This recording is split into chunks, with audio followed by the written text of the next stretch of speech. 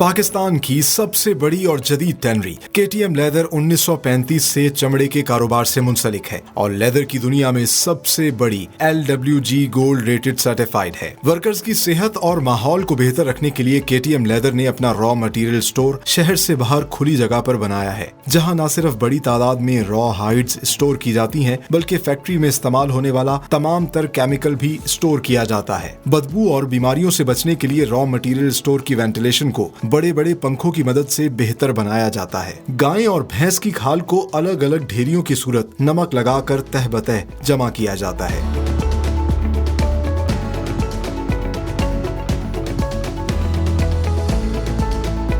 Factory भेजने से पहले हाथ से वर्कर्स खालों को ट्रिम करके कान और दुम अलग करते हैं। डीसॉल्ट्रेशन ड्रम में खालों को एक एक करके डाला जाता है, जिससे नमक अलग हो जाता है। हर खाल को स्टैंप लगाकर फैक्ट्री भेजा जाता है ताकि स्टॉक की ट्रेसेबिलिटी और क्वालिटी का ख्याल रखा जा सके।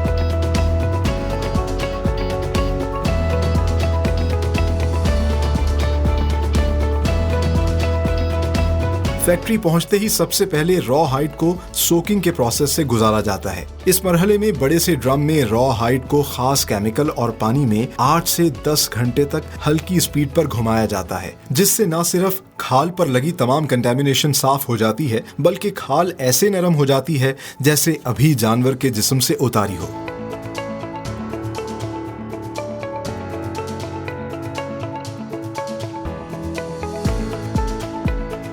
केटीएम लेदर पाकिस्तान की वाहिद टैनरी है जो खाल को ग्रीन फ्लैशिंग, लाइमिंग और फिर लाइम फ्लैशिंग के प्रोसेस से गुजारती है। इन मराहिल में न सिर्फ खाल पर लगी चर्बी और गोश्त को साफ किया जाता है, बल्कि ग्रेन साइड से बालों को भी रिमूव कर दिया जाता है।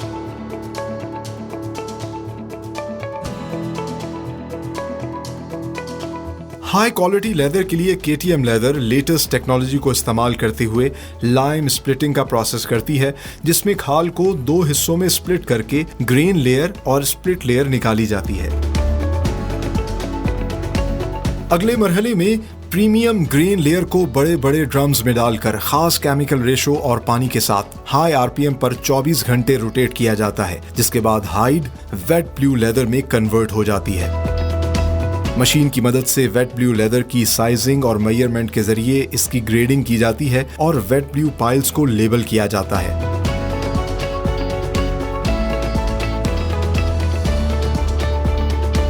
क्लाइंट की रिक्वायरमेंट के मुताबिक लेदर को ढालने के लिए सेमिंग के प्रोसेस से गुजारा जाता है, जिसमें मशीन की मदद से लेदर का 50% मॉइस्चर कम किया जाता है। वेट ब्लू स्प्लिटिंग मशीन पर लेदर की थिकनेस को बराबर करने के लिए एक्सेसिव मटेरियल को काट के अलग किया जाता है। शेविंग मशीन की मदद से लेदर की सरफेस को स्मूथ किया जाता है। तैयार लेदर को क्लाइंट की रिक्वायरमेंट के मुताबिक मुख्तलिफ रंग देने के लिए केटीएम लेदर के डाइंग सेक्शन में लेटेस्ट इटालियन मशीन्स पर इंपोर्टेड कलर्स को इस्तेमाल करते हुए खूबसूरत लाइफ टाइम गारंटेड कलर्स दिए जाते हैं।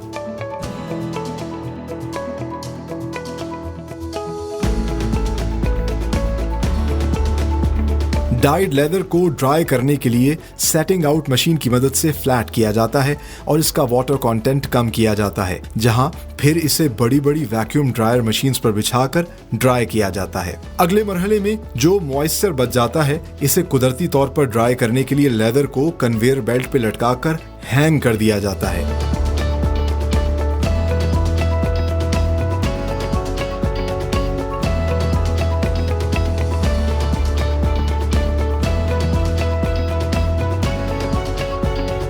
डाइंग और ड्राइंग के बाद लेदर को नरम करने के लिए स्टेकिंग मशीन की मदद से सॉफ्ट किया जाता है। फिर टॉगलिंग सेक्शन में लेदर को स्ट्रेच करके इसकी फ्लेक्सिबिलिटी और यील्ड को बढ़ाया जाता है।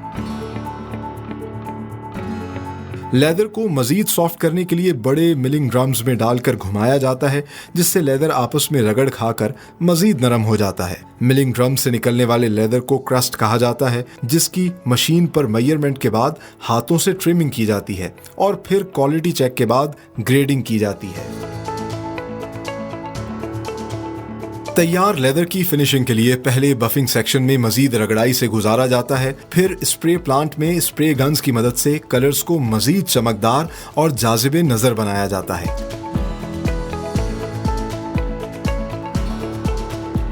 क्लाइंट की रिक्वायरमेंट के मुताबिक लेदर पर मुख्तलिफ प्रिंट्स मशीन की मदद से इम्बोस भी किए जाते हैं। तमाम तैयार लेदर्स को लैब टेस्टिंग में क्वालिटी चेक से गुजारकर फाइनल सिलेक्शन रूम में डिस्प्ले किया जाता है।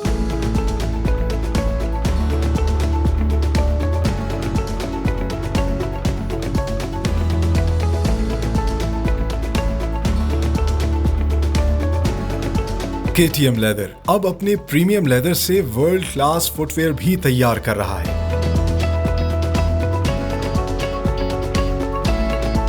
न सिर्फ पाकिस्तान बल्कि दुनिया की फुटवेयर इंडस्ट्री के बड़े ब्रेन्स डिजाइन से लेकर प्रोडक्शन तक तमाम तर मराहिल को सरअंजाम देते हैं।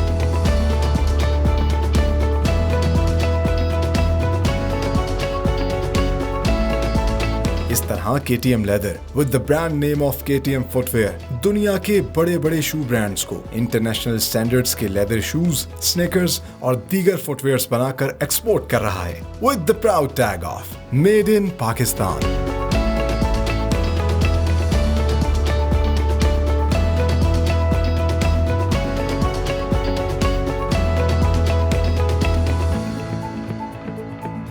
आप मेरे पीछे खालों का ये अंबार देख रहे हैं और हम मौजूद हैं KTM लेदर के रॉ मटेरियल स्टोर पर।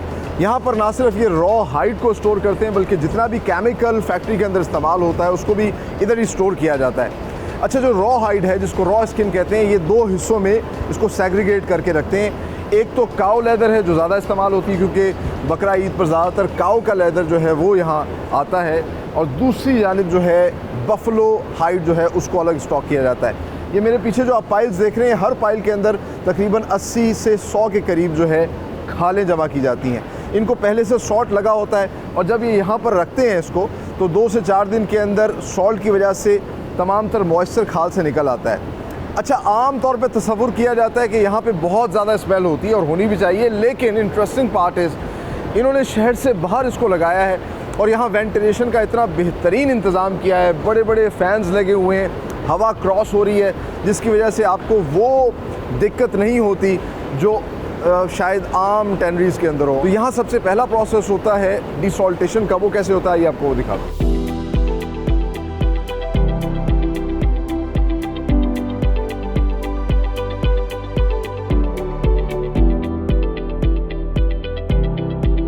फैक्ट्री भेजने के लिए जो माल तैयार किया जाता है उसको सबसे पहले ट्रिमिंग के प्रोसेस से गुजारा जाता है, जिसमें जानवर की जो खाल होती है, जिसमें एक्सेसिव मटेरियल सा कान या टेल, उनको हाथ से लेबर काट के अलग करती है।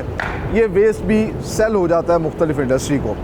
उसके बाद डीसॉल्टेशन का ये प्रोसेस होता है क्योंकि खाल पे बहुत ज़्यादा सॉल्ट लगाया होता है, सो इसको डीसॉल्ट ड्रम में डाला जाता है। आप मेरे पीछे देख सकते हैं 2 लोग जो हैं इस पाइल्स को एक एक करके डाल रहे हैं और फिर डीसॉल्ट ड्रम से एक साइड पे सॉल्ट जो है वो बाहर निकलना शुरू हो रहा है और बिल्कुल साफ़ सुथरी खाल जो है, सॉल्ट से पाक खाल बाहर आ जाती है और फिर उस खाल को जो है उसके पाइल्स को दोबारा जमा किया जाता है और साथ ही साथ ये हाथ से स्टैंप लगाते हैं ताकि अगर किसी किस्म का कोई मसला आए तो इनके पास पूरा ट्रैक रिकॉर्ड हो कि ये कौन सी पाइल से जो है खाल निकली थी। उसके बाद इसको शिफ्ट कर दिया जाता है इनके प्रोसेसिंग यूनिट में, जहाँ इसको एक फिनिश लेदर प्रोडक्ट बनाया जाता है। आइए आगे चल के आपको सारा प्रोसेस दिखाते हैं किस तरीके से KTM लेदर दुनिया का बेहतरीन लेदर प्रोड्यूस करता है।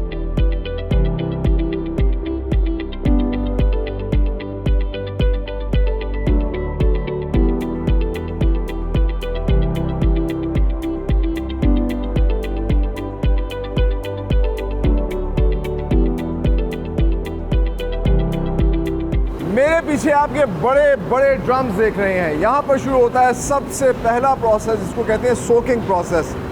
और ये रॉ हाइड जो कि रॉ मटेरियल स्टोर से आती है, इसको सबसे पहले इन ड्रम्स के अंदर डाला जाता है और फिर इन ड्रम्स को स्लो RPM पे तकरीबन 8 से 10 घंटे रोटेट किया जाता है। इस सारे प्रोसेस के अंदर इसमें पानी और केमिकल डाला जाता है, जिससे 2 चीज़ें होती हैं, एक तो क्लीनिंग और दूसरा रिहाइड्रेशन। क्लीनिंग के अंदर डर्ट, डंग, ब्लड और सॉल्ट जितनी भी कंटेमिनेशन है वो सब रिमूव कर दी जाती है और रिहाइड्रेशन के अंदर दोबारा से स्किन जो है वो वेट हो जाती है। वो बिल्कुल ऐसी ही हो जाती है जिस तरह अभी जानवर के ऊपर से खाल उतारी गई है, बिल्कुल फ्रेश।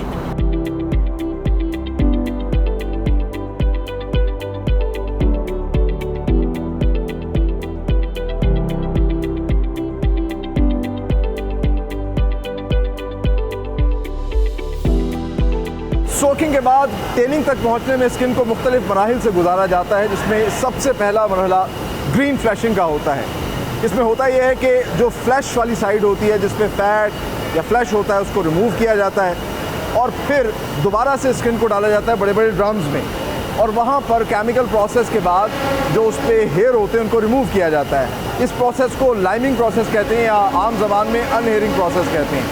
अनहेयरिंग के बाद दोबारा से स्किन को यहाँ पर लाया जाता है और फिर लाइन फ्लैशिंग का प्रोसेस होता है। आप मेरे पीछे देख सकते हैं इस कन्वेयर बेल्ट के ज़रिए ये स्किन को आगे शिफ्ट कर रहे हैं इस बड़ी सी मशीन के ऊपर, और ये जो बड़ी सी मशीन है वर्कर्स इसके ऊपर स्किन को बिछाते हैं। नीचे एक कटर होता है, कटर उसके फैट और फ्लैश को रिमूव करता है और साफ स्किन नीचे आ जाती है। यहाँ पर आप देख सकते हैं वर्कर्स बाकायदा इसकी क्वालिटी चेक करते हैं, जो एक्स्ट्रा को फैट अगर रह भी जाए उसको रिमूव करते हैं और सारी कंटेमिनेशन और वेस्ट को अलग कर दिया जाता है और साफ स्किन को जो है फिर आगे शिफ्ट किया जाता है फर्दर प्रोसेस के अंदर। और ये फर्दर प्रोसेस जो है इस प्रोसेस को कहते हैं lime splitting process. And the interesting part is Pakistan के अंदर वाहिद KTM लेदर कंपनी है जो ये प्रोसेस कर रही है, एंड दैट इज़ वाई, जैसा मैंने आपको कहा था कि KTM लेदर पाकिस्तान का एक प्राइड है, पूरी दुनिया के अंदर बेहतरीन लेदर टेनरी कंपनियों में आती है। और इस प्रोसेस के अंदर होता ये है कि जो स्किन है जो अब साफ स्किन आ चुकी है उसको पहले स्प्लिट करके रखा जाता है और उसको दो हिस्सों में स्प्लिट किया जाता है। दो लेयर्स बन जाती हैं, एक तो जो उसकी ग्रेन साइड होती है उससे प्रीमियम लेयर होती है और दूसरी को लाइम स्प्लिटिंग लेयर कहते हैं, जिससे स्वेट बनता है, ग्लव्स बनते हैं, मुख्तलिफ चीज़ें बनती हैं। तो यहाँ पर ये एक स्किन से दो लेयर्स निकालते हैं और ये जो प्रोसेस है, ये जो टेक्नोलॉजी है, ये सिर्फ KTM लेदर यूज़ कर रहा है। इसके अलावा जैसा मैंने शुरू में बात की थी कि ग्रीन फ्लैशिंग होती है और फिर लाइम फ्लैशिंग होती है, ये दो दफ़ा फ्लैशिंग ये भी सिर्फ KTM लेदर करती है। इससे एक तो इनका केमिकल कम यूज़ होता है, कॉस्ट इफेक्टिव हो जाता है और लेदर की क्वालिटी बहुत बेहतरीन होती है। सो इन तमाम तर मराहिल के बाद आगे ट्रेनिंग का प्रोसेस कैसे होता है, आइए अब आपको वो दिखाते हैं।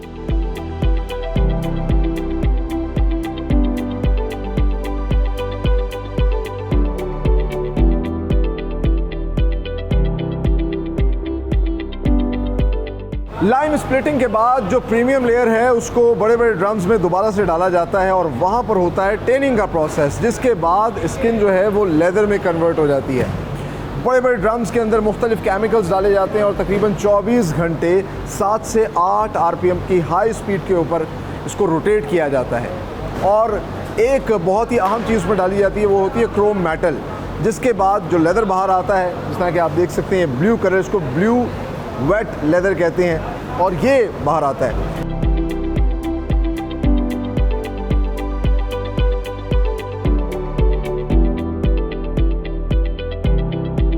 ब्लू वेट लेदर की ग्रेडिंग के बाद अब मरहला शुरू होता है क्लाइंट की रिक्वायरमेंट के मुताबिक उसकी थिकनेस, उसका सब्सटेंस, उसका कलर, इन तमाम तर चीज़ों में लेदर को ढालना। और आप मेरे पीछे जो मशीन्स देख रहे हैं, यहाँ पर सबसे पहले प्रोसेस होता है सेमिंग का। ब्लू वेट लेदर क्योंकि वेट होता है तो उसका 50% मॉइस्चर रिमूव किया जाता है ताकि अगली मशीन्स पर जो है लेदर अच्छे से परफॉर्म कर सके। और हमने आपको पहले दिखाया था लाइन स्प्लिटिंग का एक प्रोसेस था, 2 लेयर्स में जो है स्किन को स्प्लिट किया जाता था। अब यहाँ पर लेदर को जो है 2 हिस्सों में स्प्लिट किया जा रहा है और जो ऊपर की प्रीमियम लेयर है जिस पे ग्रेन्स होते हैं उसको क्लाइंट की रिक्वायरमेंट के मुताबिक उसकी थिकनेस चेक की जाती है। यहाँ पे आप देख सकते हैं क्वालिटी चेक के लिए जो है बाकायदा एक डिवाइस के ज़रिए, एक टूल के ज़रिए जो है वो इसकी थिकनेस चेक कर रहे हैं।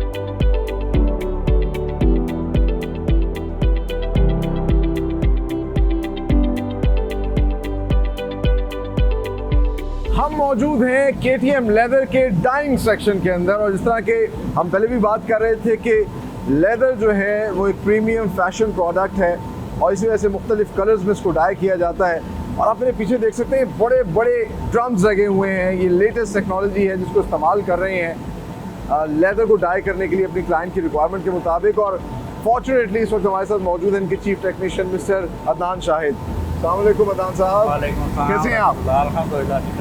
अच्छा, बहुत अच्छा लग रहा है माशाल्लाह कि इतने बड़े लेवल पे आप लोग काम कर रहे हैं और ये बड़े बड़े से ड्रम्स जो हमें नज़र आ रहे हैं इसमें डाई हो रहा है। तो ये डाइंग का प्रोसेस कैसे होता है? एक्चुअली ये डाइंग डिपार्टमेंट है, इटालियंस ड्रम लेटेस्ट टेक्नोलॉजी है जो KTM में इस टाइम जो ड्रम्स इस साल किए गए डाइंग के लिए। इनका बेनिफिट ये है, ये कॉस्ट इफेक्टिव है, केमिकल कॉस्ट जो है इसमें कम आती है, अपटेक जो है ना वो केमिकल्स की ज़्यादा बेहतर रहती है, वाटर बहुत कम कंज्यूम होता है इसके अंदर। और अच्छा, ये प्रोसेस है डाइंग का, लेदर डाई करने के लिए खास किस्म के केमिकल्स यूज़ किए जाते हैं या वो जो फैब्रिक के लिए आम से केमिकल इस्तेमाल होते हैं? डिफरेंट केमिकल हैं लेदर के लिए, सारे यूरोपियन केमिकल हैं नॉर्मली जो हम यूज़ करते हैं, टोटल अच्छा। हम इंपोर्ट करते हैं। एक्चुअली डाइंग प्रोसेस ये है कि जो एक आर्टिकल कस्टमर ने हमें चाहे शूज़ का या लेदर बेल्ट या बोसी का दिया, तो उसकी ऑप्टिक को हमने, उसके कलर को यहाँ पे हमने सेट करना होता है, तो उसकी सॉफ्टनेस को, उसकी बॉडी को, जो रेसिपी डिज़ाइन की जाती है वो इस हिसाब से की जाती है कि कस्टमर के रिक्वायरमेंट के मुताबिक 100% उसकी body, softness, colour, optic, grain, each and every thing हम उसको यहाँ पे अचीव करते हैं। अच्छा। ये टोटल प्रोसेस टाइम का ऑलमोस्ट 8 आवर टू 12 आवर का होता I है। see. इसके अंदर जो पानी हम यूज़ कर रहे हैं ड्रमों के अंदर, वो total dosing by automatic dosing system है।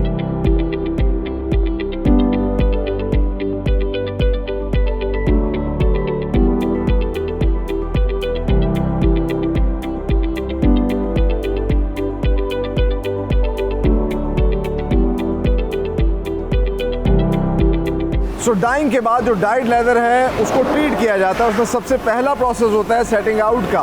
ये सेटिंग मशीन आप मेरे पीछे देख रहे हैं, यहाँ पर उस लेदर को इस मशीन में डाला जाता है और इस तरह बेलने के साथ रोटी को फ्लैट किया जाता है। इसी तरीके से इसको फ्लैट किया जाता है, उसका वाटर कंटेंट कम किया जाता है। मज़ीद ड्राई करने के लिए इसको फिर ये जो इनकी एयर वैक्यूम मशीन्स हैं, इनमें रखा जाता है।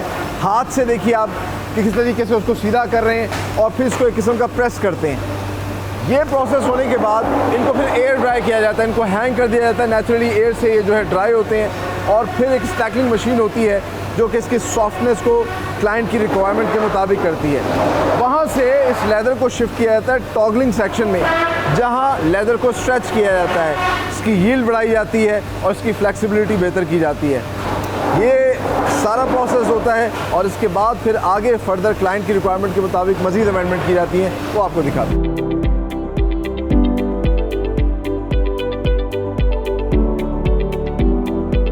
स्टैकिंग मशीन पे लेदर को सॉफ्ट किया जाता है और टॉगलिंग सेक्शन में उसकी फ्लेक्सिबिलिटी और उसकी यील्ड को बढ़ाया जाता है और उसके बाद फिर उस लेदर को डाल दिया जाता है इन बड़े बड़े ड्रम्स के अंदर।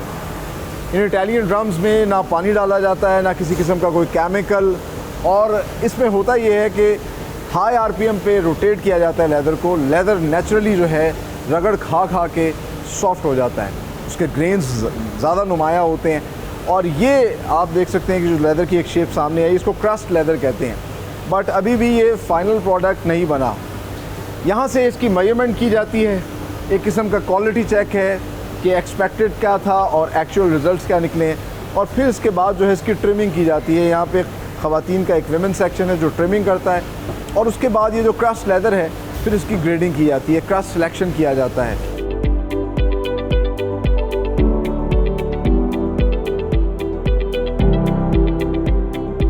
समांतर प्रोसेस के बाद लेदर जो है आता है इस फिनिशिंग सेक्शन में, जहाँ पर इन मशीन्स के ऊपर जिनमें स्प्रे गन्स लगी हुई हैं, इस पर स्प्रे किया जाता है और जो भी कलर्स का होता है उसको मज़ीद ग्लोरीफाई, ब्यूटीफाई, उसकी शाइन को बेहतर किया जाता है, और फिर ये फाइनल प्रोडक्ट जो है आगे क्लाइंट की सिलेक्शन के लिए भेज दिया जाता है। और उसके बाद इनका आखिर में लैब टेस्ट भी होता है। ये सारे प्रोसेस भी हम आपको दिखाते हैं।